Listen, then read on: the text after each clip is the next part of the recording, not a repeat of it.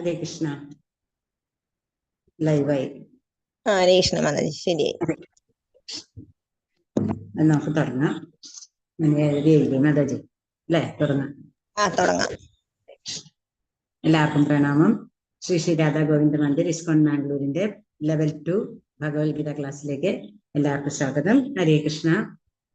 ജയ രാധ മാധവ ജയ കുഞ്ച ബിഹാരി, ജയ രാധ മാധവ ജയ കുഞ്ച ബിഹാരി, ജയ ഗോപീജന വല്ലഭ ജയ ഗിരിവരധാരി, ജയ യശോദനന്ദന വ്രജ ജനരഞ്ജന, യശോദനന്ദന വ്രജ ജനരഞ്ജന, യമുന തീര വനചാരി, ജയ രാധ മാധവ ജയ കുഞ്ച ബിഹാരി, ജയ ഗോപീജന വല്ലഭ ജയ ഗിരിവരധാരി, ജയ യശോദനന്ദന വ്രജ ജനരഞ്ജന,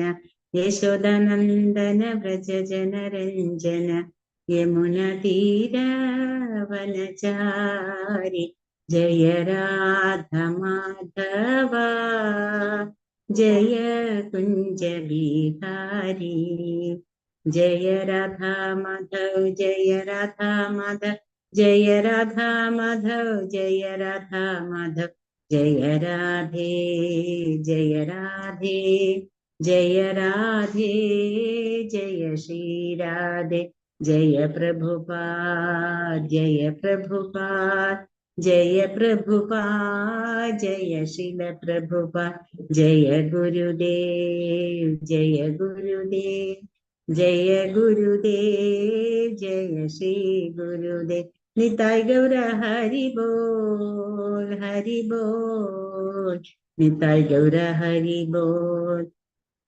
ഹരേ കൃഷ്ണ കൃഷ്ണ കൃഷ്ണ ഹരേ ഹരേ, ഹരേ രാമ രാമ രാമ ഹരേ ഹരേ, ഹരേ കൃഷ്ണ കൃഷ്ണ കൃഷ്ണ ഹരേ ഹരേ, ഹരേ രാമ രാമ രാമ ഹരേ ഹരേ, ഹരേ കൃഷ്ണ കൃഷ്ണ കൃഷ്ണ ഹരേ ഹരേ, ഹരേ രാമ രാമ രാമ ഹരേ ഹരേ. ശ്രീല പ്രഭുപാദ് കി ജയ്, ശ്രീല ഗുരുദേവ് കി ജയ്, നിതായ് ഗൗര പ്രമാനന്ദേ ഹരി ഹരി ബോൽ. ഹരേ കൃഷ്ണ. പിന്നെ നമ്മള് 8ാമത്തെ ചാപ്റ്റർ തുടങ്ങാണ്. അല്ല, 8ാമത്തെ ചാപ്റ്ററിന്റെ സെക്കൻഡ് ഇതാണ് പാർട്ടാണ്. ഫസ്റ്റ് പാർട്ടില് നമ്മൾ എന്തൊക്കെയാ മനസ്സിലാക്കിയത്, ഭഗവാൻ നമ്മളോട് പറഞ്ഞു തന്നു പ്രയാണകാലം അല്ലെ, അങ്ങനത്തെ സമയത്ത് നമ്മൾ എന്താണ് ചെയ്യേണ്ടത്, എങ്ങനെ ചെയ്താലാണ് നമുക്ക് ഭഗവാന്റെ ഓർമ്മ എപ്പോഴും ഉണ്ടാവുക. ഇത് സതതം കീർത്തയന്തോമ, ഭഗവാൻ അങ്ങനെയാ പറഞ്ഞാണ്. എപ്പോഴും ഭഗവാനെ തന്നെ നമ്മള് ചിന്തിച്ചുകൊണ്ടിരിക്കുക. അപ്പൊ അങ്ങനെ എപ്പോഴും ചിന്തിക്കാൻ ഭഗവാൻ നമ്മളെ സമ്മതിക്കില്ല. കാരണം എന്താന്ന് വെച്ചാല് എന്തുകൊണ്ടാണെന്ന് വെച്ചാൽ ഈ ഭൗതികതയിലുള്ള നമ്മുടെ അറ്റാച്ച്മെന്റ് കാരണം നമുക്ക് നമ്മളെ എന്താ പറയാ, എന്തെങ്കിലും ഒരു പൊടി പോലും നമുക്ക് ആഗ്രഹം ഇരുന്നാൽ നമുക്ക് ഭഗവാനെ മനസ്സിലാക്കാൻ ബുദ്ധിമുട്ടാണ്. അപ്പൊ ഭഗവാനെ മനസ്സിലാക്കാൻ ബുദ്ധിമുട്ട് വേണമെന്നുണ്ടെങ്കിൽ പരിശുദ്ധ ഭക്തി എന്നാ പറയാൻ, ശുദ്ധമായ സേവനം, ഭഗവാൻ സേവനം, വേറെ ഒന്നും അവിടെ വരുന്നില്ല. പക്ഷെ നമ്മളൊക്കെ ഈ ഭൗതിക ലോകത്തിൽ പെട്ടുകിടക്കുന്നത് കൊണ്ട് നമ്മൾ ശുദ്ധഭക്തി ചെയ്യണേന്ന് നമുക്ക് തോന്നുന്നുണ്ടെങ്കിലും നമ്മൾ ചെയ്യണതൊന്നും ശുദ്ധഭക്തി എന്ന് പറയുന്നത് അത്രയും ആ ലെവലാണ് പറയുന്നത്. അത്രയും ഭഗവാൻ അല്ലാണ്ട് വേറെ ഒന്നിനെയും അറിയണില്ല, അങ്ങനത്തെ ഉള്ള ആ ഒരു ലെവല്. അപ്പോ ആ ഒരു ഇതിലേക്ക് എത്തണം എന്നുണ്ടെങ്കിൽ നമ്മൾ എന്ത് ചെയ്യണം എന്നാണ് നമ്മൾ കഴിഞ്ഞ ക്ലാസ്സിൽ പഠിച്ചത്. ഹരേ കൃഷ്ണ മഹാമന്ത്രം നമ്മള് ഒട്ടും മുടങ്ങാണ്ട് ജപിക്കുക. എല്ലാം എത്രത്തോളം നമ്മളെ കൊണ്ട് ജപം, അത് മാത്രമേ നമുക്ക് ചെയ്യാനുള്ളൂ. എത്രത്തോളം നമ്മളെ കൊണ്ട് ജപിക്കാൻ പറ്റും അത്രയും നമ്മൾ ജപിക്കുക. കാരണം അതാണ് ഒരു പിടിവള്ളി. നമുക്ക് ഈ ലോകത്തുനിന്ന് നമുക്ക് പ്രയാണകാലം, നമ്മൾ ഈ ശരീരം വിടുന്ന സമയത്ത് അന്ധകാലേച്ച മാമേവ സ്മരൻ മുക്ത കളേബരം യപ്രയാതി സമദ്ഭാവം യാതി നാസ്ത്യത്ര സംശയ, അല്ലെ? അവസാന കാലത്ത് അല്ല, അതേപോലെ ഭഗവാൻ പറയുന്നുണ്ട്, എം വാപി സ്മരൻ നിത്യം ത്യജത്തന്തേ കളേബരം. എങ്ങനെയാണോ നമ്മൾ എന്ത് ചിന്തയിലാണോ നമ്മൾ നമ്മുടെ ഈ ശരീരം വിടുന്നത്, അതിനുള്ള ഉദാഹരണമായിട്ട് പറഞ്ഞതാണ് ജഡഭരതന്റെ കഥ. അപ്പോ അങ്ങനെ ഭഗവാൻ ഈ ശരീരം നമ്മൾ ഉപേക്ഷിക്കുന്ന സമയത്ത് ഏത് അവസ്ഥയിലാണോ നമ്മുടെ മനസ്സിലിരിക്കുന്നത്, എന്ത് ചിന്തയിലാണോ നമ്മൾ ഈ ശരീരം ഉപേക്ഷിക്കുന്നത്, അതായിരിക്കും നമ്മുടെ അടുത്ത ജന്മത്തിന്. അതിന് ആ ഒരു നമ്മുടെ ചിന്തയ്ക്ക് അനുസരിച്ചിട്ട ഒരു പ്രകൃതമായിരിക്കും നമുക്ക്. അതിപ്പോ ഏത് ശരീരത്തിലേക്ക് വരും എന്ന് നമുക്ക് പറയാൻ പറ്റില്ല. ഈ ആത്മാവ് ഒരു മനുഷ്യ ശരീരം തന്നെ സ്വീകരിക്കുന്നും പറയാൻ പറ്റില്ല. അതിന് ഏത് ശരീരം വേണമെങ്കിലും സ്വീകരിക്കാം. അങ്ങനെയാണ് ഇപ്പൊ ഒരു പൂച്ചയുടെ ശരീരത്തിൽ സ്വീകരിച്ചാൽ പൂച്ചയുടെ ശരീരമാണ് സ്വീകരിക്കുന്നതെന്നുണ്ടെങ്കിൽ പൂച്ചയെ പോലെ എന്തൊക്കെയാണോ നമ്മൾ ആ ശരീരത്തിന് വേണ്ടത് അതെല്ലാം നമ്മൾ ചെയ്യേണ്ടി വരും. ഒരു നായയുടെ ശരീരമാണ് കിട്ടുന്നത് എന്നുണ്ടെങ്കിൽ ആ നായയുടെ ശരീരത്തിൽ ഇരുന്ന് നമ്മൾ എന്തൊക്കെ ചേഷ്ടകളാണോ ചെയ്യുന്നത് അത് നമ്മൾക്ക് ചെയ്യേണ്ടി വരും. അപ്പൊ നമ്മൾക്ക് ഈ ജന്മം ഈ ശരീരം കിട്ടിയത് തന്നെ നമ്മുടെ ഏതെല്ലാം ജന്മങ്ങളിൽ ചെയ്ത സുഹൃതമാണെന്ന് നമുക്കറിയില്ല. അപ്പൊ ഈ ശരീരം നമുക്ക് കിട്ടിയിട്ടുള്ളത് ഭഗവത് സേവനത്തിനാണ്. നമ്മൾ വിചാരിക്കുന്ന പോലെ ബാക്കി ആരെയും സന്തോഷിപ്പിക്കാൻ വേണ്ടിയിട്ടല്ല ഈ ജന്മം നമുക്ക് കിട്ടിയത്. ഈ ജന്മത്തിൽ കൂടെ മാത്രം, ഒരു മനുഷ്യ ജന്മത്തിൽ കൂടെ മാത്രമേ നമുക്ക് ഭഗവാന്റെ അടുത്ത് വരെ എത്താൻ സാധിക്കുള്ളൂ. കാരണം മനുഷ്യ ജന്മത്തിൽ മാത്രമേ ഭഗവാനെ സേവിക്കുക എന്നുള്ളൊരു ചിന്തയുള്ളൂ, അല്ലെ? പട്ടികളായാലും പൂച്ചയായാലും ഏത് തരത്തിലുള്ള മൃഗങ്ങളായാലും. ഇപ്പൊ ആന, നമ്മൾ ഗുരുവായൂർ കേശവനെ കേട്ടിട്ടുണ്ട്, അത്രയും പുണ്യം ചെയ്ത ഒരു ആത്മാവാണ്. ആ ശരീരത്തിൽ പെട്ടുപോയി, എന്നാലും ആ ശരീരത്തിൽ ഇപ്പൊ ജഡഭരതൻ ഒരു മാനായിട്ട് ജനിച്ചിട്ട് ആ മാനിന്റെ ശരീരത്തിൽ ഇരുന്നുകൊണ്ട് തന്നെ ജഡഭരതനെ അറിയായിരുന്നു, അല്ല ഭരത രാജാവിനെ അറിയായിരുന്നു അദ്ദേഹത്തിന്റെ പൂർവ്വജന്മത്തിലെ കാര്യങ്ങൾ എന്തൊക്കെയാണെന്നുള്ളത്. അതുകൊണ്ട് അദ്ദേഹത്തിന് അത് വളരെ എളുപ്പത്തില് അടുത്ത ജന്മം മനുഷ്യ ജന്മാക്കാൻ പറ്റി. അതുപോലെ ഒരു ജന്മമായിരിക്കാം, നമുക്കറിയില്ല, അല്ലെ? അപ്പൊ അതുകൊണ്ട് നമ്മളെല്ലാവരും ആകെ ചെയ്യാൻ പറ്റിയത് ഈ ക്ലാസ് കേൾക്കുമ്പോൾ ജപിക്കണം എന്ന് തോന്നി പിന്നെ പോയി 2 മാല ജപിക്കലല്ല. എല്ലാ ദിവസവും ഓരോ മാതാജിമാരും എന്നോട് പറഞ്ഞു, ഞാൻ ഇത്ര മാല ജപിക്കുന്നുണ്ട് മാതാജി. നിങ്ങൾ ജപിക്കുന്ന മാലയുടെ കണക്ക് എനിക്ക് എടുക്കാൻ വരാൻ പറ്റില്ല, പക്ഷെ നിങ്ങൾ പറയണത് നിങ്ങളുടെ ഉള്ളിലിരിക്കുന്ന പരമാത്മാവിനെ അറിയാൻ നിങ്ങൾ എത്ര ജപിക്കണമെന്നുള്ളത്. ആ ജപത്തിനെ നമ്മള് കൂട്ടിക്കൊണ്ടുവരിക, ഒരിക്കലും കുറയ്ക്കരുത്. അപ്പൊ ആ ജപത്തിനെ മുൻനിർത്തി നമ്മൾ ചെയ്യുമ്പോൾ നമുക്ക് തന്നെ ഒരു കോൺഫിഡൻസ് എന്നൊക്കെ പറയില്ലേ, നമ്മൾ എല്ലാ കാര്യത്തിനും അല്ലെങ്കിൽ ഓരോ വഴിപാടിനായിട്ടും ഓരോ സ്ഥലത്ത് പോകും. നമ്മളവിടെ പൈസ അമ്പലത്തിൽ കൊടുക്കണം. കാരണം ഒരു അമ്പലം നിൽക്കുക എന്ന് പറയുന്നത് ഒരു ധർമ്മം നിലനിൽക്കണതിന് തുല്യമാണ്. നമ്മുടെ ഒരു ചുറ്റുവട്ടത്ത് ഒരു അമ്പലം ഉണ്ടെങ്കിൽ ആ ഒരു അമ്പലം നമ്മുടെ ധർമ്മത്തിനെ കാക്കണം. അപ്പൊ അതിന് വേണ്ട ആ ചെലവ് നമ്മൾ കൊടുക്കണം. അപ്പൊ അതിന് നമ്മൾ പൈസ കൊടുക്കണം. പക്ഷെ നമ്മുടെ കാര്യങ്ങൾ നേടാൻ വേണ്ടിയിട്ട്, ഇപ്പൊ എന്റെ കുട്ടി പാസ്സായി ഞാൻ ഇത് ചെയ്യാം, അതിനെല്ലാം നമുക്ക് ഭഗവാൻ അവിടെ തന്നേക്കണം. നമ്മൾക്ക് ഭഗവാൻ അവിടെ നിന്ന് നമ്മളെ ആ ഭഗവാന്റെ അർച്ചാവിഗ്രഹം, ആ മൂർത്തിയെ നമ്മള് നമ്മുടെ മനസ്സിലേക്ക് എടുത്തിട്ട്, അങ്ങനെ തന്നെയാണ് ഭഗവാൻ. അപ്പൊ ആ ഭഗവാനെ നമ്മൾ മനസ്സിലാക്കുകയാണ് ചെയ്യുന്നത്. ഇപ്പൊ നമ്മളിപ്പോ ഗുരുവായൂര് ചതുർബാഹുവായിട്ടാണ് ഭഗവാൻ നിൽക്കണമെന്നുണ്ട്, നമ്മുടെ മനസ്സിലേക്ക് ഉണ്ണിക്കണ്ണനല്ലേ. ഭഗവാനെ നമ്മൾ ഈ ഉണ്ണിക്കണ്ണന്റെ അപ്പുറത്തേക്ക് നമുക്ക് കാണാൻ പറ്റില്ല. അപ്പൊ അതാണ് ഭഗവാന്റെ ഇത്. അപ്പൊ ഈ ഇന്നത്തെ ക്ലാസ്സിലേക്ക് വരുമ്പോൾ നമ്മൾ എന്തൊക്കെയാണ് മനസ്സിലാക്കണേന്ന് നോക്കാം. ഓം അജ്ഞാനതിമിരാന്തസ്യ ജ്ഞാനാഞ്ജനശലാകയാ ചക്ഷുരുന്മീലിതം യേന തസ്മൈ ശ്രീ ഗുരവേ നമഃ. ശ്രീ ചൈതന്യ മനോഭീഷ്ടം സ്ഥാപിതം യേന ഭൂതലേ സ്വയം രൂപകഥാ മഹ്യം ദദാതി സ്വപദാന്തികം. വന്ദേഹം ശ്രീഗുരു ശ്രീയുതാപദകമലം ശ്രീഗുരുൻ വൈഷ്ണവാംശ്ച ശ്രീരൂപം സാഗ്രജാതം സഹഗണ രഘുനാഥാന്വിതം തം സജീവം സാദ്വൈതം സാവധൂതം പരിജന സഹിതം കൃഷ്ണ ചൈതന്യദേവം ശ്രീരാധാകൃഷ്ണപാദാൻ സഹഗണ ലളിതാൻ ശ്രീ വിശാഖാന്വിതാൻ ച ഹേ കൃഷ്ണ കരുണാ സിന്ധു ദീനബന്ധോ ജഗത്പദേ ഗോപേശ ഗോപികാ കാന്ത രാധാകാന്ത നമോസ്തുതേ. തപ്തകാഞ്ചന ഗൗരാംഗി രാധേ വൃന്ദാവനേശ്വരി വൃഷഭാനുസുതേ ദേവി പ്രണമാമി ഹരിപ്രിയേ. വാഞ്ചാകൽപതരുഭ്യശ്ച കൃപാ സിന്ധുഭ്യേവ ച പതിതാനാം പാവനേഭ്യോ വൈഷ്ണവേഭ്യോ നമോ നമഃ. നമ ഓം വിഷ്ണുപാദായ കൃഷ്ണപ്രേഷ്ഠായ ഭൂതലേ ശ്രീമതേ ഭക്തിവേദാന്ത സ്വാമിനീതി നാമിനെ. നമസ്തേ സരസ്വതേ ദേവേ ഗൗരവാണി പ്രചാരിണേ നിർവിശേഷ ശൂന്യവാദി പാശ്ചാത്യ ദേശധാരിണേ. ജയ ശ്രീകൃഷ്ണ ചൈതന്യ പ്രഭു നിത്യാനന്ദ ശ്രീ അദ്വൈത ഗദാധര ശിവസാദി ഗൗരഭക്തവൃന്ദ. ഹരേ കൃഷ്ണ കൃഷ്ണ കൃഷ്ണ ഹരേ ഹരേ, ഹരേ രാമ രാമ രാമ ഹരേ ഹരേ, ഹരേ കൃഷ്ണ കൃഷ്ണ കൃഷ്ണ ഹരേ ഹരേ, ഹരേ രാമ രാമ രാമ ഹരേ ഹരേ, ഹരേ കൃഷ്ണ കൃഷ്ണ കൃഷ്ണ ഹരേ ഹരേ, ഹരേ രാമ രാമ രാമ ഹരേ ഹരേ, ഹരേ കൃഷ്ണ. എല്ലാ ശിക്ഷാഗുരുക്കന്മാർക്കും ദീക്ഷാഗുരുവിനും പ്രണാമങ്ങൾ അർപ്പിച്ചുകൊണ്ട് നമുക്ക് ഇന്നത്തെ ക്ലാസ് തുടങ്ങാം.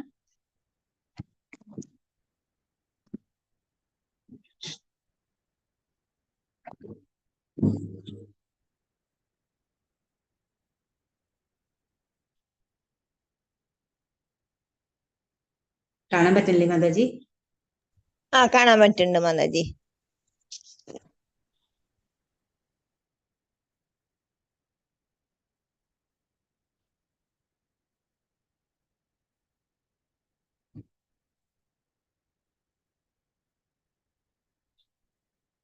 കാണുമ്പോ ഓർമ്മ ഉണ്ടാവൂല്ലേ നമുക്ക് കഴിഞ്ഞ ക്ലാസ്സിലെ കാര്യങ്ങളല്ലേ? അതെ. ഇന്ന് നമ്മൾ എന്താ നോക്കാൻ പോകുന്നത്? ഇന്ന് നമുക്ക് നോക്കേണ്ടതാണ്, ഇവിടെ വരെ നമ്മൾ കണ്ടു അനന്യാശ്ചേത എന്തും, അത് അനന്യചേതാസതതം യോമാം സ്മരതി നിത്യശഃ തസ്യാഹം സുലഭ പാർത്ഥ നിത്യയുക്തസ്യ യോഗിനഃ. അല്ലെ? അല്ലയോ പാർത്ഥ, നിരന്തരമായ ഭക്തിയുത സേവനം മൂലം സ്ഥിരചിത്തയോടെ എന്നെ എപ്പോഴും സ്മരിക്കുന്ന യോഗനിഷ്ഠന് ഞാൻ സുപ്രാപ്യനാണ്. അത് കഴിഞ്ഞിട്ട് നമ്മള് പറഞ്ഞു എന്താണ് ആ ബ്രഹ്മഭൂനാലോക പുനരാവർത്തിനോ അർജുന മാമുപേത്തിതു കൗന്ദയ പുനർജന്മന വിദ്യതേ. അത് കഴിഞ്ഞു. അത് കഴിഞ്ഞിട്ട് നമ്മൾ വിഭാഗം ഇവിടെ പറഞ്ഞ് നിർത്തി അല്ലേ? ഇത് അല്ലേ മാതാജി? ഇതല്ലേ സിന്ധു മാതാജി? അതെ മാതാജി, അവിടെ വരെ. അതെ അതെ. വിഭാഗം 5 8:17 തൊട്ട് 8:22 വരെയുള്ള ശ്ലോകങ്ങളാണ് ഇതിൽ പറയുന്നത്. ആധ്യാത്മിക ലോകത്തിന്റെയും താരതമ്യം, അതായത് ഭൗതിക ലോകത്തിന്റെയും ആധ്യാത്മ ലോകത്തിന്റെയും താരതമ്യം, ആധ്യാത്മ ലോകത്തിന്റെ മാഹാത്മ്യം, താരതമ്യം മാഹാത്മ്യം ഇവിടെ പറയുന്നു. ഇതൊന്നും കാണില്ല.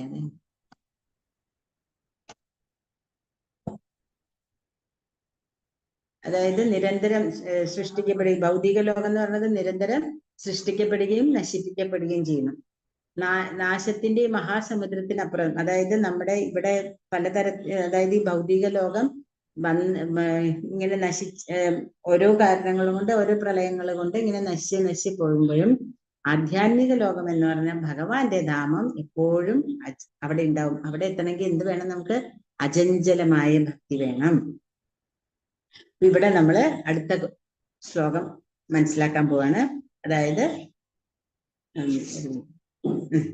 ഇവിടെ നമ്മള് 17ാമത്തെ ശ്ലോകം, ഇവിടെ ഇപ്പൊ 19ആണ് കാണിച്ചേക്കുന്നത്. 17ാമത്തെ ശ്ലോകത്തിലാണ് പറയണത് സഹസ്രയുഗ പര്യന്തം അഹര്യദ് ബ്രഹ്മണോ വിധു രാത്രിയും യുഗസഹസ്രാന്താം തേഹോരാത്ര വിദോ ജനാഹ. സഹസ്രയുഗ പര്യന്തം. അപ്പൊ ബ്രഹ്മാവിന്റെ വയസ്സ് നമ്മൾക്കറിയാം. ബ്രഹ്മാവിന്റെ വയസ്സ് എന്ന് പറയുന്നത് 100 വയസ്സും നമ്മുടെ 100 വയസ്സിന്റെയും നമ്മൾ നേരത്തെ പഠിച്ചിട്ടുണ്ടായിരുന്നു. അപ്പൊ അതിൽ നമ്മൾക്കറിയാം ബ്രഹ്മാവിന്റെ വയസ്സെന്ന് പറയുന്നത് എത്രയോ കോടികളാണ് അല്ലെ? നമ്മളെ കൊണ്ടൊന്നും ഇമാജിൻ ചെയ്യാൻ പറ്റാത്ത അത്രയും കോടികളാണെന്ന് നമുക്ക് തോന്നും. അപ്പൊ അതിനൊരു ഉദാഹരണം നമ്മൾ പറഞ്ഞതാണ് ഇത് എന്താ പറയാ, ഈയാമ്പാറ്റ എന്ന് പറയണത് ആ മഴ വരുന്ന സമയത്ത് ഭൂമി തണുക്കുമ്പോൾ അത് വരുന്നു, ആ ഒരു ദിവസം തന്നെ അത് തീരുന്നു. അപ്പൊ അതിന്റെ ഒരു ദിവസം നമ്മുടെ ഒരു 100 വയസ്സും എന്ന് പറയുമ്പോൾ അതിനെന്താ തോന്നും? ഇത്രയധികം വയസ്സുണ്ടോ, ഇത്രയും വയസ്സിൽ ആൾക്കാർ ജീവിക്കോ എന്നായിരിക്കും അതിന്റെ ചിന്ത അല്ലെ? ചിന്തിക്കാൻ പറ്റിയാൽ. അതേപോലെ തന്നെയുള്ളൂ നമ്മളുടെ സ്ഥാനത്തിൽ നിന്നുകൊണ്ട് നമ്മൾ ബ്രഹ്മാവിനെ പറ്റി ചിന്തിക്കുമ്പോൾ നമുക്ക് തോന്നും ഇത്രയും ആയുസ്സുണ്ടോ ബ്രഹ്മാവിന് എന്ന് നമുക്ക് തോന്നും അല്ലെ? അപ്പൊ അങ്ങനെ ആ ബ്രഹ്മാവിന്റെ വയസ്സിന്റെ, അതായത് എന്തിനാ അങ്ങനെ പറയണേന്ന് വെച്ചാല് ആ ബ്രഹ്മാവ് പോലും ആ ബ്രഹ്മാവിന്റെ വയസ്സിന്റെ കാലത്ത് കഴിഞ്ഞാല് ഇല്ലാണ്ടാവും. ബ്രഹ്മാവ് പോലും മരിക്കും. അപ്പൊ പറയണത് എന്താ? മനുഷ്യന്റെ ഗണിതപ്രകാരം 1000 യുഗങ്ങള് വേണം ബ്രഹ്മാവിന്റെ ഒരു ദിവസത്തിന്. ഈ കണക്ക് നമ്മൾ അന്ന് അവിടെ പറഞ്ഞു. അതായത് ബ്രഹ്മാവിന്റെ ഒരു പകല് എന്ന് പറയുന്നത് 1000 ഒരു മഹായുഗം എന്ന് പറയുന്നതാണ് 1000 യുഗം. അങ്ങനെ പറയുന്നതാണ് ബ്രഹ്മാവിന്റെ ഒരു കൽപ്പം. ഈ ബ്രഹ്മാവിന്റെ ഒരു കൽപ്പത്തിന് നമ്മൾ പറയുന്നതാണ് ഒരു പകലും. അങ്ങനെയുള്ള 2000, അതായത് രാത്രിയും പകലും വേണം രാത്രിയും വേണമല്ലോ, ഇത് രണ്ടും കൂടെ ചേരുമ്പോ അതിന് പറയുന്ന പേരാണ് ഒരു ദിവസം. അതായത് 2 കൽപ്പം. അപ്പൊ ഈ പകല് കഴിഞ്ഞ് രാത്രി വരുമ്പോൾ, അല്ലെ, രാത്രി വരുമ്പോൾ ബ്രഹ്മാവ് ഉറങ്ങുമ്പോൾ അതിനൊരു പ്രളയം എന്ന് നമ്മൾ പറയും. അതിനെ നൈമിത്തിക പ്രളയം എന്നാണ് പറയുക. ഇവിടെ പറഞ്ഞു വരുന്നത് എന്താന്ന് വെച്ചാൽ, ഈ ഭൗതിക പ്രപഞ്ചത്തിന് സ്വല്പകാലേ ഉള്ളൂ എന്നാണ് പറയണത്. നമുക്ക് തോന്നുന്നു ഇത് നമ്മള് കുറേ വർഷങ്ങൾ ഇങ്ങനെ പോണു എന്ന്, നമ്മുടെ ആ ഒരു ആയുസിന്റെ ധരിച്ചിട്ട് നമ്മൾ കണക്കാക്കരുത്. അപ്പൊ ഈ ഭൗതിക പ്രപഞ്ചത്തിന് സ്വല്പകാലേ ഉള്ളൂ നിൽപ്പ്. അപ്പൊ നമുക്കറിയാം ബ്രഹ്മാവിന്റെ ഒരു ദിവസമാണ് കൽപ്പം എന്ന് നമ്മൾ പറഞ്ഞു. ആ ഒരു കൽപ്പത്തില് 4 യുഗങ്ങൾ വന്ന് പോകുന്നുണ്ട്. നമുക്കറിയാം ത്രേതായുഗം, എന്താണ് കൃതയുഗം, ത്രേതായുഗം, അതായത് സത്യയുഗം, ത്രേതായുഗം, ദ്വാപരയുഗം, കലിയുഗം. ഈ കൃതയുഗത്തില്, അതായത് സത്യയുഗത്തില് നമ്മൾ പറഞ്ഞു അന്നത്തെ ആളുകള് 1,00,000 അവരുടെ ആയുസ്. അപ്പൊ അവരുടെ ആയുസിൻ്റെ അനുസരിച്ചിട്ട് അവരെന്തൊക്കെയാ ചെയ്യാ, അവിടെ സത്യം, ധർമ്മം, ജ്ഞാനം എല്ലാം നിറച്ചായിരുന്നു. അപ്പൊ അവിടെയുള്ള ആൾക്കാരെല്ലാവരും 10,000-കണക്കിന് വർഷങ്ങള് തപസ്സിരുന്ന് ബ്രഹ്മാവിനെയും ശിവനെയും ഒക്കെ പ്രത്യക്ഷപ്പെടുത്തിയിട്ടാണ് മരങ്ങളെല്ലാം നേടിയിരുന്നത്. അത് കഴിഞ്ഞ് ത്രേതായുഗത്തിലേക്ക് വരുമ്പോ ആ ആയുസ് കുറയുന്നു. ആ ആയുസ് കുറഞ്ഞിട്ട് 10,000 വയസ്സാവണം. 10,000 വർഷങ്ങളാണ് ഒരു ജീവാത്മാവിന്റെ ആയുസ് വരുന്നത്. ആ 10,000 വർഷത്തിൽ വരുമ്പോ അവിടെ തിരിച്ചെന്താ കുറയണത്, അവിടെ ജനങ്ങളുടെ ആയുസ് കുറഞ്ഞു, അല്ലെ? ആയുസ് കുറഞ്ഞതനുസരിച്ചിട്ട് അവിടെ കുറേശ്ശെ അധർമ്മങ്ങൾ വരാൻ തുടങ്ങി. നമുക്കറിയാം ത്രേതായുഗത്തിലാണ് രാവണൻ, അല്ലെ, വരുന്നതും രാവണൻ സീതയെ പിടിച്ചുകൊണ്ട് പോയതൊക്കെ ത്രേതായുഗത്തിലാണ്. അത് കഴിഞ്ഞിട്ടുള്ള ദ്വാപരയുഗത്തിൽ വന്നപ്പോൾ എന്തായി, ദ്വാപരയുഗത്തിൽ വന്നപ്പോൾ തിരിച്ചും ധർമ്മം വല്ലാണ്ട് കുറഞ്ഞു, അധർമ്മം കൊണ്ട് കൂടി. മാത്രമല്ല അഹങ്കാരം കൂടി ആൾക്കാരുടെ, സത്യം കുറഞ്ഞു. അങ്ങനെ പലതരത്തിലുള്ള ആ ദ്വാപരയുഗത്തിന്റെ അവസാനത്തിൽ നമുക്കറിയാം കൗരവരും പാണ്ഡവരും തമ്മിലുള്ള യുദ്ധത്തില് എത്രത്തോളം അനീതികൾ കാണിക്കാമോ അത്രത്തോളം അനീതികള് കൗരവര് പാണ്ഡവരോട് കാണിച്ചതിന്റെ ഫലമായിട്ടാണ് അങ്ങനെ ഒരു യുദ്ധം അവിടെ ഉണ്ടാക്കിയത്, അല്ലെ? ആ യുദ്ധം ഉണ്ടാവാൻ കാരണം അവരുടെ ഈ അധർമ്മം പെരുകിയാൽ മാത്രമേ ഭഗവാൻ വന്നിട്ട് അതിനെ ഇല്ലാണ്ടാക്കുള്ളൂ. അപ്പൊ അങ്ങനെയുള്ള ആ ദ്വാപരയുഗം അത് കഴിഞ്ഞിട്ട്, അത് എത്ര വർഷമാണ് അത് പറയാൻ പറഞ്ഞത്. അതായത് ഇപ്പോ സത്യയുഗം എന്ന് പറയുന്നത് 17,28,000 വർഷങ്ങളാണ് സത്യയുഗം.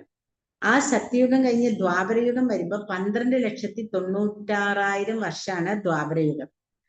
ദ്വാപരയുഗം കഴിഞ്ഞ്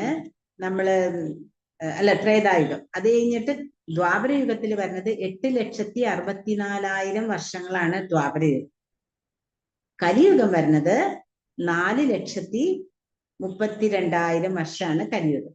അപ്പോ ഈ 4,32,000 വർഷം കലിയുഗത്തില് ഇപ്പൊ നമ്മൾ പറയുകയാണെങ്കിൽ 5,000 വർഷം കഴിഞ്ഞു. കാരണം കലിയുഗം ആരംഭിച്ചത് എന്നാ, ഭഗവാന്റെ ലീലകൾ അവസാനിപ്പിച്ചപ്പോഴാണ് കലിയുഗം ആരംഭിച്ചു തുടങ്ങിയത്.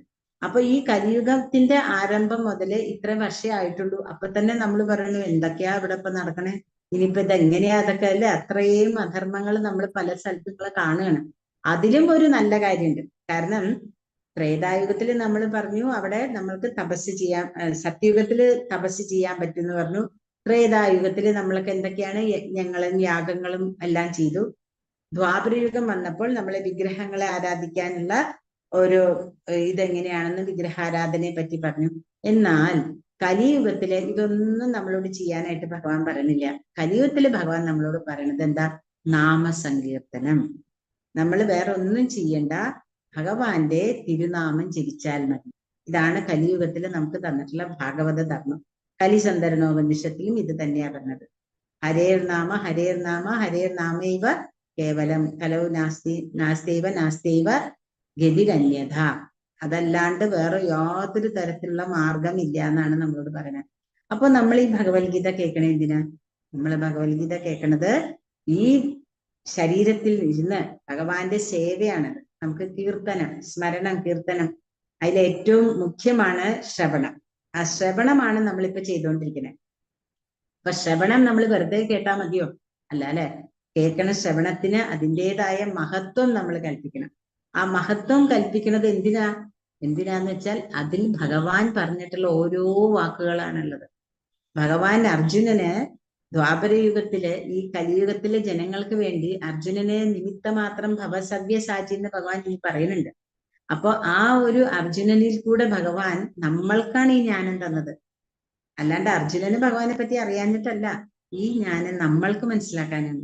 നമ്മൾ ഈ മനസ്സിലാക്കിയ ജ്ഞാനം അതുപോലെ തന്നെ ഉള്ളിലേക്ക് എടുത്ത് അതിനെ അതേപോലെ നമ്മൾ പ്രാവർത്തികമാക്കുമ്പോൾ മാത്രമാണ് നമ്മൾ ഭഗവാനോട് കുറച്ചെങ്കിലും ഭഗവാന്റെ കൃപ കിട്ടുള്ളൂ. കാരണം നമ്മൾക്ക് കരുണ ഭഗവാന്റെ കിട്ടണമെന്നുണ്ടെങ്കിൽ നമ്മൾ ഭഗവാൻ പറയുന്ന കാര്യങ്ങൾ ചെയ്യണം അല്ലെ. അങ്ങനെയുള്ള കുട്ടികൾക്ക് ഇപ്പൊ നമ്മൾ പറഞ്ഞു കൊടുക്കണം, നമ്മുടെ കുട്ടികളെ നമ്മൾ പറഞ്ഞത് അനുസരിക്കുമ്പോഴല്ലേ നമുക്ക് കൂടുതൽ സ്നേഹം തോന്നുക. അതേപോലെ ഇപ്പൊ തെമ്മാടിയായിട്ട് നടന്നാൽ സ്നേഹം തോന്നില്ല അല്ലെ. അപ്പൊ അതേപോലെ തന്നെയാണ് ഭഗവാന്റെ മക്കളാണ് നമ്മളെല്ലാം. അഹം ബീജപ്രദ പിതാന്ന ഭഗവാൻ പറഞ്ഞിട്ടുള്ളത്. അപ്പൊ ആ ഭഗവാന്റെ മക്കള് ഭഗവാൻ പറയണത് അനുസരിക്കും.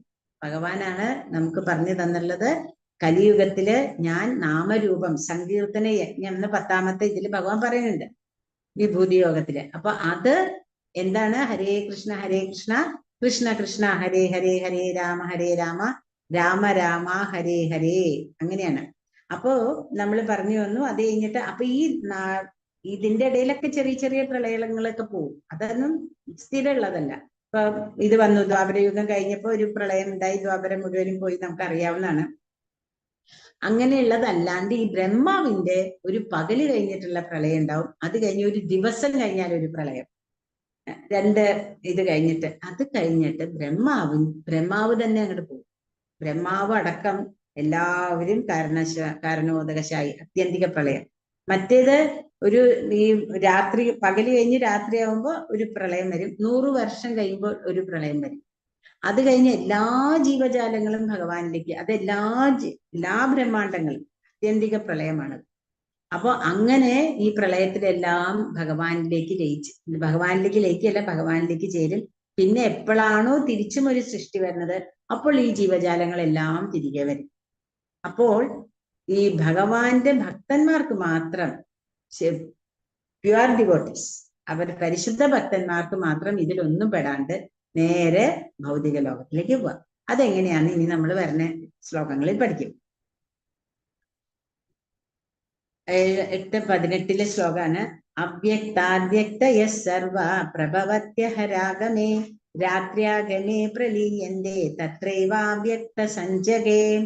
ബ്രഹ്മദിനാരംഭത്തിൽ സർവഭൂതങ്ങളും അവ്യക്തതയിൽ നിന്ന് പ്രത്യക്ഷീഭവിക്കുന്നു.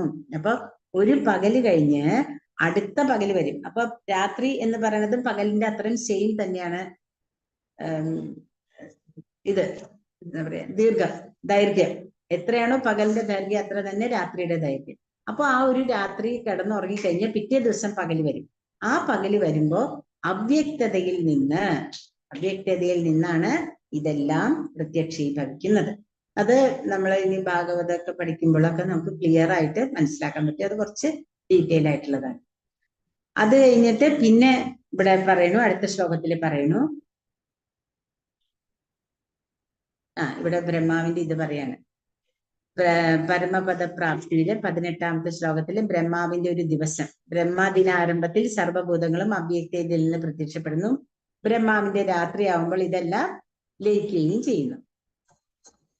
പിന്നെ അവ്യക്തവും ഇപ്പൊ നമ്മൾ പഠിച്ച ശ്ലോകാണിത് അല്ലല്ലോ, സോറി, അത് വേറെ. ഇപ്പൊ ഞാൻ പറഞ്ഞ ശ്ലോകാണ് ബ്രഹ്മദിനാരംഭത്തിൽ സർവഭൂതങ്ങളും അവ്യക്തതയിൽ നിന്ന് പ്രത്യക്ഷീഭവിക്കുന്നു എന്ന് പറഞ്ഞു. ഇനി അടുത്തത് എന്താ പറയുന്നത്? വീണ്ടും ഈ ബ്രഹ്മദിനാരംഭത്തോടെ സകല ഭൂതജാലങ്ങളും ഉളവാകുന്നു. നിശയിൽ ഇതെല്ലാം നിസ്സഹായത ലഭിക്കുന്നു. അതായത് ഈ ഒരു ഓരോ ദിവസം കഴിയുമ്പോഴും ഒരു പ്രളയം ഉണ്ടാവും. അത് ഇനി തിരിച്ച് ഇതുവരെ ഇതൊരു ചക്രം പോലെയാണ്. അങ്ങനെ 100 വയസ്സാണ് ബ്രഹ്മാവിനെന്ന് നമുക്കറിയാം. അതിന്റെ ഇടയിൽ വേറൊന്നും സംഭവിക്കില്ല. 100 വയസ്സ് വരെ ബ്രഹ്മാവ് ജീവിച്ചിട്ടുണ്ടാവും. അതെങ്ങനെയാ പറയുന്നതെന്ന് അതേ ശ്ലോകം ഏതാന്ന് വെച്ചാൽ ഭൂതഗ്രാമസ ഏവായം ഭൂത്വാ പ്രലീയതേ. അതിങ്ങനെ തിരിച്ചും പകൽ വേളയിൽ ആവിർഭാവം വരുന്നു, തിരിച്ച് രാത്രിയില് ഇത് തിരിച്ചും ഇല്ലാണ്ടാവുന്നു. അങ്ങനെ ബ്രഹ്മാവിന്റെ 100 വയസ്സ് വരെ ഇങ്ങനെ ചക്രത്തില് വന്നും പോയിക്കൊണ്ടും ജീവജാലങ്ങൾ ഇരിക്കും. പിന്നെ അടുത്ത ശ്ലോകത്തിൽ പറയണു, 20ാമത്തെ ശ്ലോകത്തിൽ പറയണു, പരസ്തസ്മാസ്തു ഭാവന്യോ അവ്യക്തോവ്യക്താത് സനാതനഃ യ സർവേഷു ഭൂതേഷു നശ്യത്സു ന വിനശ്യതി. എന്താ പറയണത്? വ്യക്തവും അവ്യക്തവുമായ ഭൗതിക പ്രകൃതിക്ക് അതീതമായി സനാതനമായ മറ്റൊരു വ്യക്തഭാവമുണ്ട്. സമുത്കൃഷ്ടമായ അതിന് ഒരിക്കലും നാശമില്ല. സർഗാവസാനത്തിലും അത് അതേപോലെ നിലനിൽക്കുന്നു.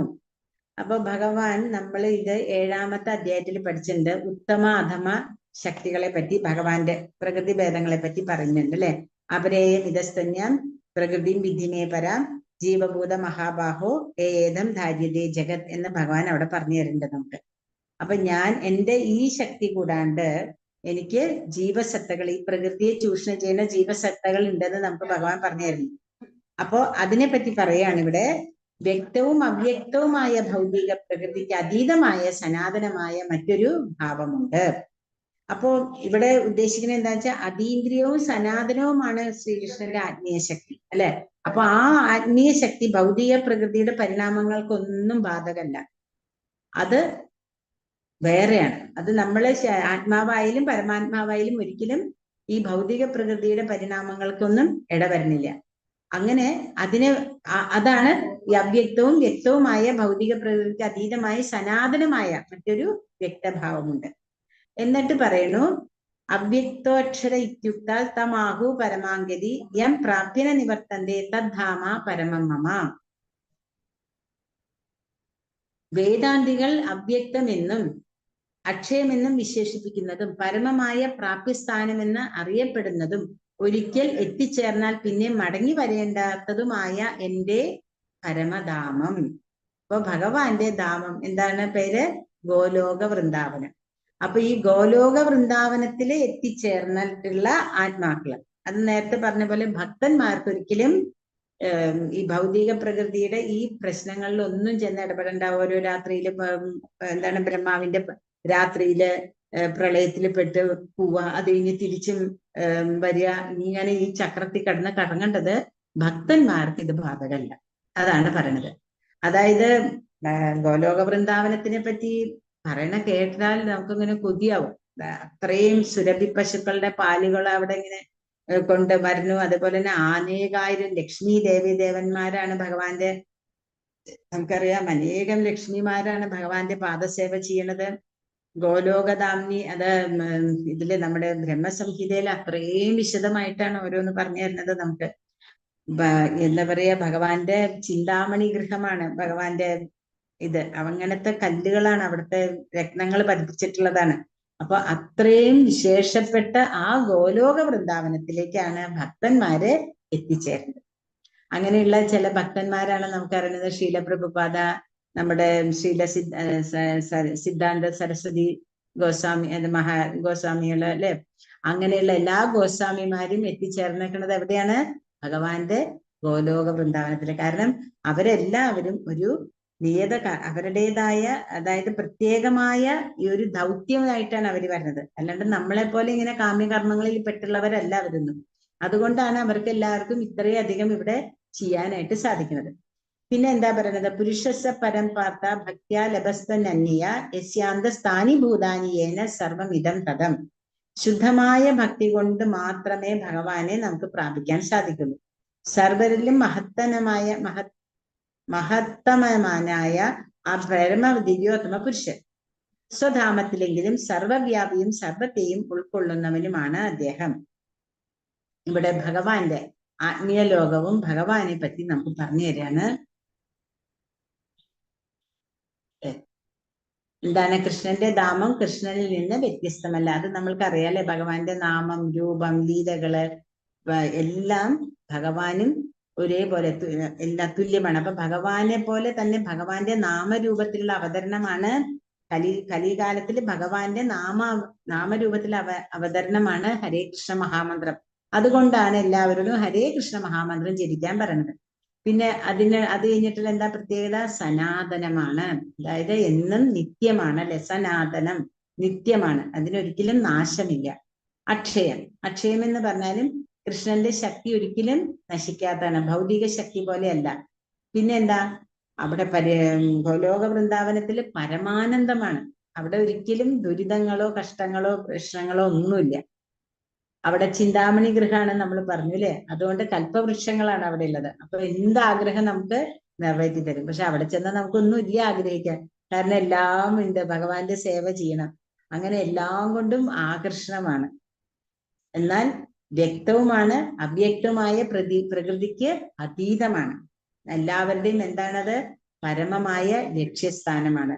ഒരിക്കൽ പോയാൽ പിന്നെ തിരിച്ചു വരേണ്ടാത്ത ഇടം. അത് നമ്മൾ 8:15 മനസ്സിലാക്കി. 8:21 നമ്മളിപ്പോ അതിനെപ്പറ്റി വായിച്ചു. അപ്പോ അങ്ങനെയുള്ള ആ ഗോലോക വൃന്ദാവനത്തില് അവ്യക്തോക്ഷര ഇത്യുക്ത സമാഹു പരമാംഗതി പ്രാപ്യന നിവർത്തന്തേ തദ്ധാമ പരമം മമ. അങ്ങനെയുള്ള എൻ്റെ ആ പരംധാമത്തിൽ എത്തിക്കഴിഞ്ഞാൽ നിങ്ങൾക്ക് തിരിച്ചു വരേണ്ടതായിട്ട് വരുന്നില്ല. അപ്പൊ ഇവിടെ ഭഗവാൻ നമുക്ക് പറഞ്ഞു തന്നത് എന്തൊക്കെയാണ്? ഭഗവാന്റെ ധാമത്തിൽ എത്തിച്ചേർന്നാൽ, അതായത് ഒരു ബ്രഹ്മാവ് ജനിച്ച് മരിക്കുമ്പോൾ ഉണ്ടാവണ ആ സമയവും, എന്നാൽ അതിനെ ഭക്തന്മാർക്ക് അതിൽ പെടാണ്ട് ഭഗവാന്റെ ധാമത്തിൽ എത്തിച്ചേരുകയാണെങ്കിൽ നമ്മൾ ഈ ജനന മരണ ചക്രത്തിൽപ്പെട്ട് നഷ്ടപ്പെടേണ്ട വരില്ല. അതാണ് ഇതിലെ ചുരുക്കം. ഇനി വിഭാഗം 6 നമ്മൾ പോന്നു. 8:23 മുതൽ 8:28 വരെ. പരമോന്നത പ്രാപ്തിക്കുള്ള ഭക്തിയുടെ പരമാധികാരം. ഉപവിഭാഗം 1 8:23 മുതൽ 8:26 വരെ. അടുത്തത് 8:27 മുതൽ 8:28 വരെ. അത് പരമോന്നത പ്രാപ്തി, എങ്ങനെയാണ് ഭക്തിയുടെ മേൽക്കോയ്മ എന്നാണ് അതിന് പേര് കൊടുക്കുന്നത്. മറ്റേത് മിസ്റ്റിക് യോഗയിലൂടെ നമ്മൾ അറിയാം, സിദ്ധികളിൽ കൂടെയൊക്കെ എങ്ങനെയാണ് നമുക്ക് പോവാൻ പറ്റുകയെന്നാണ് പറയുന്നത്. 8:23 പറയുന്നു, എത്ര കാലേ ത്വനാവൃത്തിം ചൈവ യോഗിനഃ പ്രയാതായാന്തി തം കാലം ഭക്ഷ്യാമി ഭരതർഷഭാം. എത്ര കാലേ തു, ഏത് കാലഘട്ടത്തിലാകട്ടെ, പ്രയാതഃ ശരീരം ഉപേക്ഷിച്ച്, യോഗിനഃ അപ്പൊ യോഗികൾക്ക് അവര് വിചാരിക്കുന്ന സമയത്ത് വിചാരിക്കുന്ന തരത്തില് ഈ ശരീരം ഉപേക്ഷിക്കാനുള്ള സിദ്ധികളുണ്ട്. പക്ഷെ ആ സിദ്ധികൾ കൊണ്ടൊന്നും അവർക്ക് ഭഗവാനെ പ്രാപിക്കാൻ പറ്റില്ല. അതാണ് നമ്മൾ മനസ്സിലാക്കേണ്ടത്. നമ്മൾ ഈ ഭൗതിക ലോകത്തിൽ എത്ര അറിവുണ്ടെങ്കിലും, എത്ര തരം സിദ്ധികൾ ഉണ്ടെങ്കിലും, എത്ര തരം എന്തൊക്കെ തരം ജ്ഞാനമുണ്ടെങ്കിലും, വേദ പണ്ഡിതനായാലും ഭഗവാനെ മനസ്സിലാക്കണമെങ്കിൽ ഭക്തനാവണം. ഭക്തനാവണം എന്ന് പറഞ്ഞാൽ ഭക്തിയുത സേവനം ചെയ്യണം. ഭക്തിയുത സേവനം എന്ന് പറയുന്നത് നമ്മുടെ 9 തരത്തിലുള്ള ഭക്തിയിൽ കൂടിയാണ്. ഭക്തി സേവനം, സ്മരണം കീർത്തനം വിഷ്ണു, ശ്രവണം കീർത്തനം വിഷ്ണു, സ്മരണം പാദസേവനം, അർച്ചനം വന്ദനം ദാസ്യം, സഖ്യം ആത്മനിവേദനം.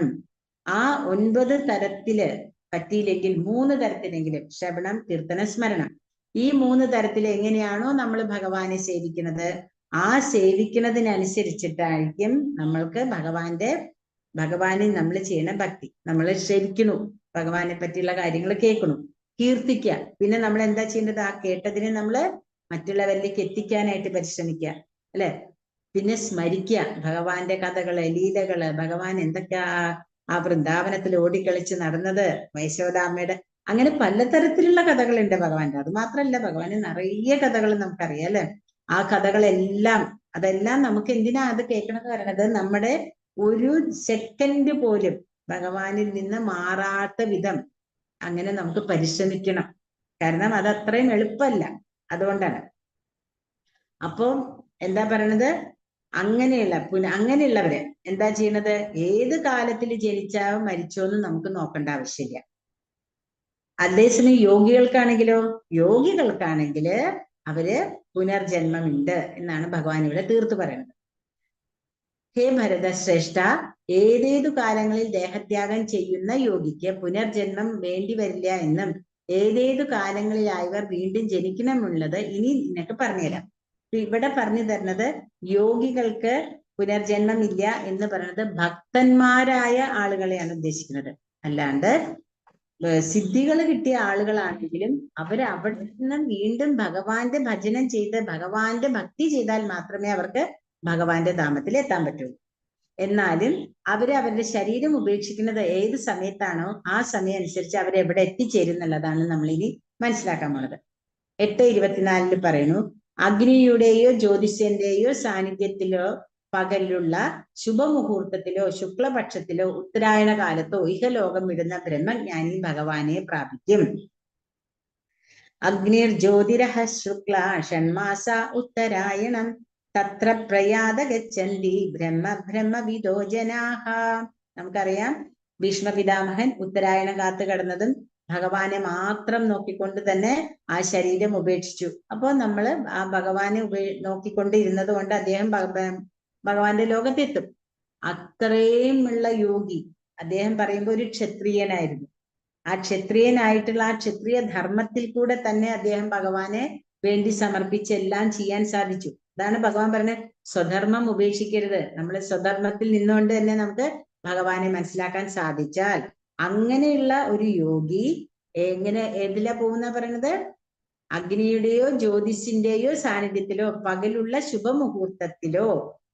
അപ്പൊ പകല് വേണം, ശുക്ലപക്ഷം വേണം, ഉത്തരായണായിരിക്കണം, അല്ലെ? അങ്ങനെ ഉണ്ടെങ്കിൽ മാത്രം അവര് ബ്രഹ്മജ്ഞാനിന്ന് എടുത്തു പറയണ്ട്. എല്ലാവരും എന്നല്ല പറയണത്, ബ്രഹ്മജ്ഞാനി ഭഗവാനെ പ്രാപിക്കും. എന്നാൽ ധൂമോ രാത്രിസ്തദാ കൃഷ്ണ ഷൺമാസാ ദക്ഷിണായനം തത്ര ചാന്ദ്രമസം ജ്യോതിർ യോഗി പ്രാപ്യ നിവർത്തതേ. ധൂമ സാന്നിധ്യം, പുക എന്നൊക്കെ പറയില്ലേ നമ്മള്, രാത്രി, കൃഷ്ണപക്ഷം അതായത് കർത്തവാവ്, പിന്നെ ദക്ഷിണായനം, ഈ സമയങ്ങളിലെല്ലാം മരിക്കുന്ന യോഗി ചന്ദ്രലോകം പോകുന്നു. അതായത് ചന്ദ്രമണ്ഡലം വരെ പോകും.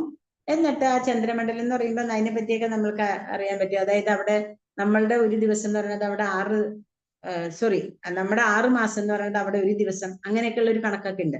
അപ്പൊ അതിന് പറ്റിയൊരു ശരീരം എടുത്തിട്ടായിരിക്കും അവര് പോവുക. പിന്നെ പിതൃക്കളെ അയച്ചു പോണ ഒരു പിതൃലോകത്തിൽ പോകും. അപ്പൊ അങ്ങനെ പോണവരെല്ലാവരും തിരിച്ച് ഈ ഭൂമിയിലേക്ക് വരും എന്നാണ് പറയണത്. ശുക്ലകൃഷ്ണേ ഗതിഹേദേ ജഗത ശാശ്വതേ മതേ ഏകയാ യാതനാവൃത്തി അന്യയാവൃത്തതേ പുന. അല്ലെ, ആവർത്തതേ പുന. എങ്ങനെയാണെങ്കിലാണെന്നാ പറയണത്, വെളുത്തതും കറുത്തതുമായ ഈ രണ്ടെണ്ണം ജഗത്തിന്റെ ഗതികളെന്ന് വേദങ്ങളുടെ മതങ്ങളായി പ്രസിദ്ധങ്ങളാണ്. ഇതെല്ലാം പറയുന്നത് വേദങ്ങളിലാണ്. വേദങ്ങളിലെ നമ്മുടെ ഗതി എങ്ങനെയാണെന്നുള്ളത് എടുത്തു പറയുന്നുണ്ട്. എന്നാൽ ഭൂമിയിൽ നിന്ന് പോകാൻ 2 മാർഗങ്ങളാണുള്ളത്, വേദങ്ങൾ ഘോഷിക്കുന്നു.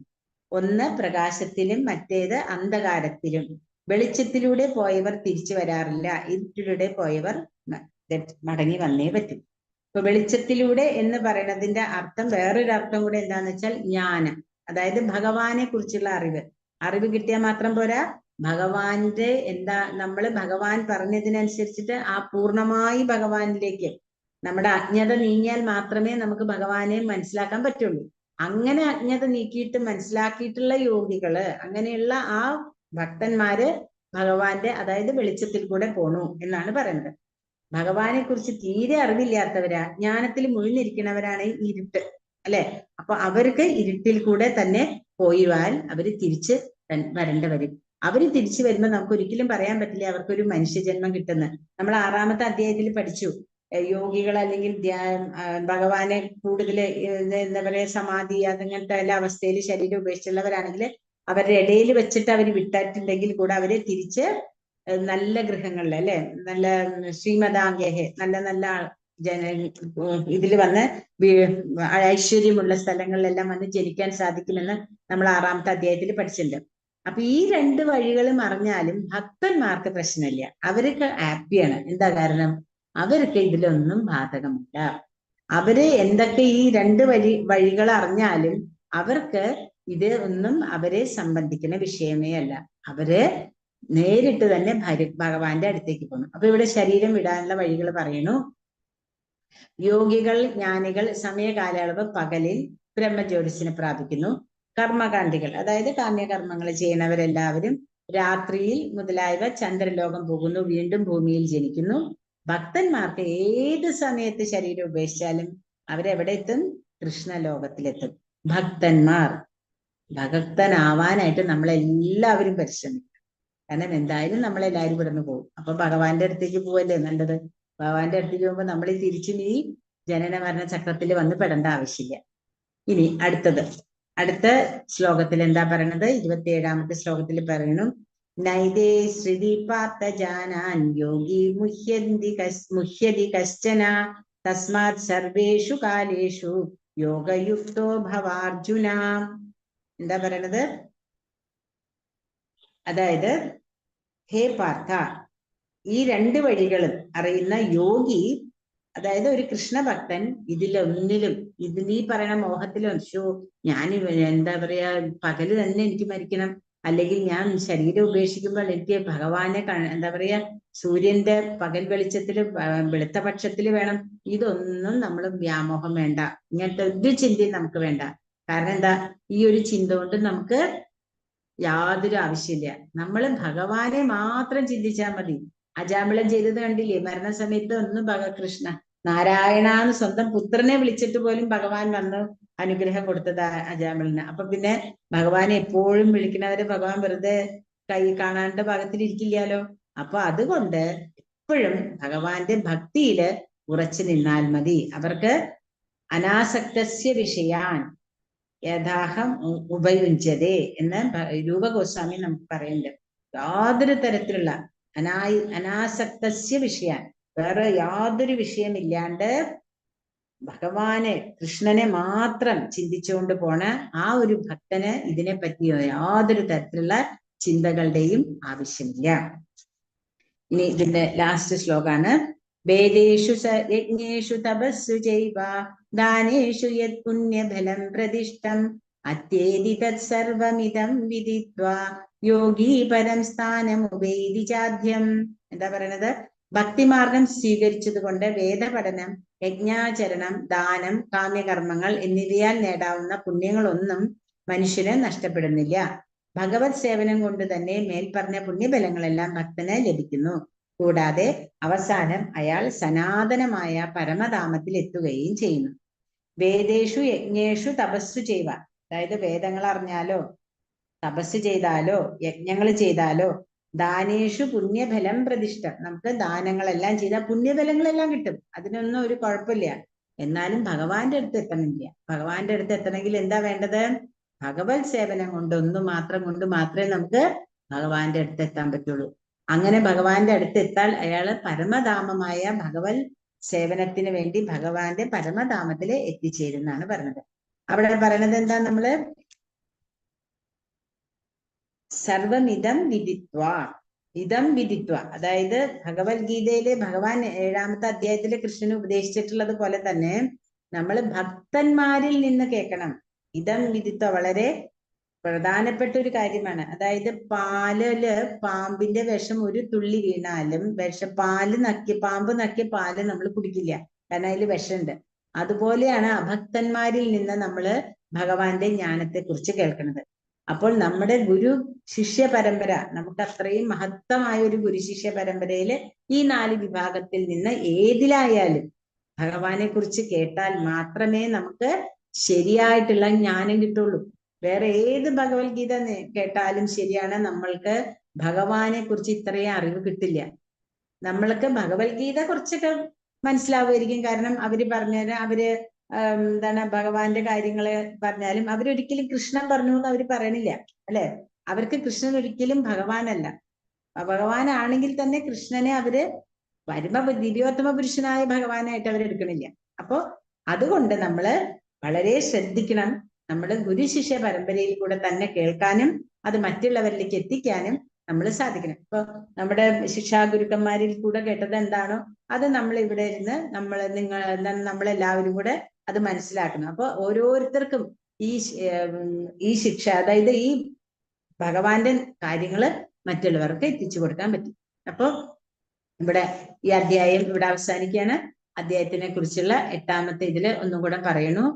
8:1 തൊട്ട് 14 വരെ അർജുനന്റെ ചോദ്യങ്ങൾ ഉണ്ടായിരുന്നു. പിന്നെ മരണവേളയിൽ ഭഗവാനെ സ്മരിക്കുന്നത്, ഭഗവത് സ്മരണത്തിലൂടെ ധ്യാന മാർഗത്തിലൂടെ എങ്ങനെയാണ് പരിശീലിക്കേണ്ടതെന്നും, പിന്നെ ശുദ്ധ ഭക്തിയുടെ സേവനം എങ്ങനെയാ ചെയ്യണമെന്നും, പിന്നെ എങ്ങനെയാ ഭൗതികമായ ഭഗവാന്റെ ലോകവും ആത്മീയ ലോകവും തമ്മിലുള്ള താരതമ്യം നമ്മൾ മനസ്സിലാക്കി.